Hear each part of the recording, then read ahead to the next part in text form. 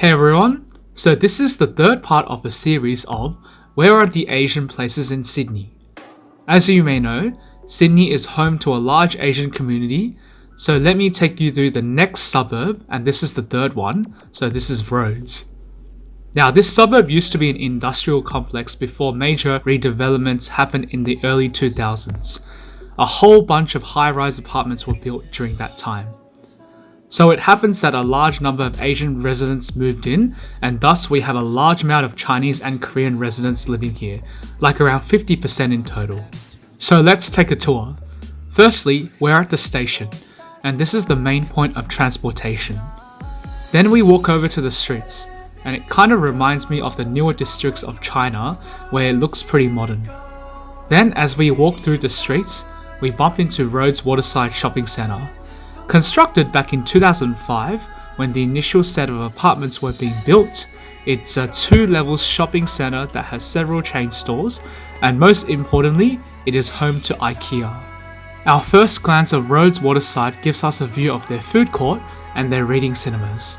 If you go up the stairs, you will also see a yum cha place, which I heard was pretty good.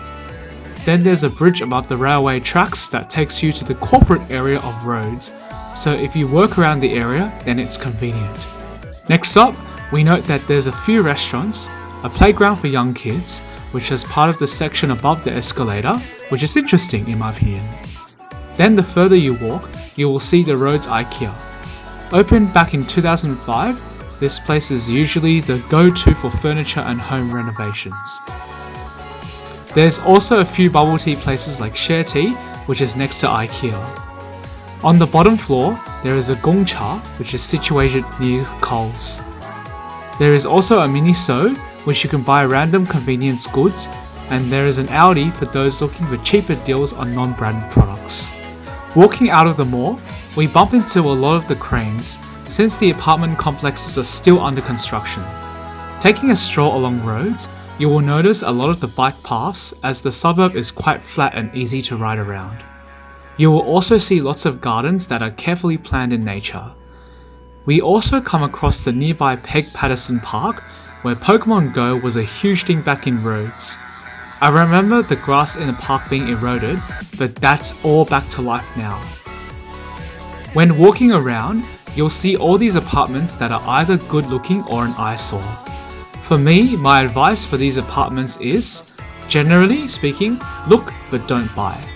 Many of those apartments do have build quality issues, from what I've been told. Anyway, there is also a library in the area, a few cafes, and a view of Wentworth Point across the water. Note how there's the bridge in the background. Bennalong Bridge is a car-free bridge that you can walk, and you'll see buses travel between Rhodes and Wentworth Point. The fine for motor vehicles is excessive, so those cars who dare cross the bridge, cross at your own risk.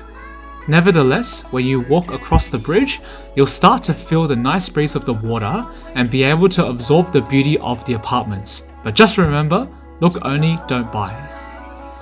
As you walk across the bridge, you'll notice the sunset shining on those apartments, and in 5 minutes, you'll be able to reach Wentworth Point. As you may know, Wentworth Point is home to a shopping centre with a Coles, an Anytime Fitness gym, and a few other tenants.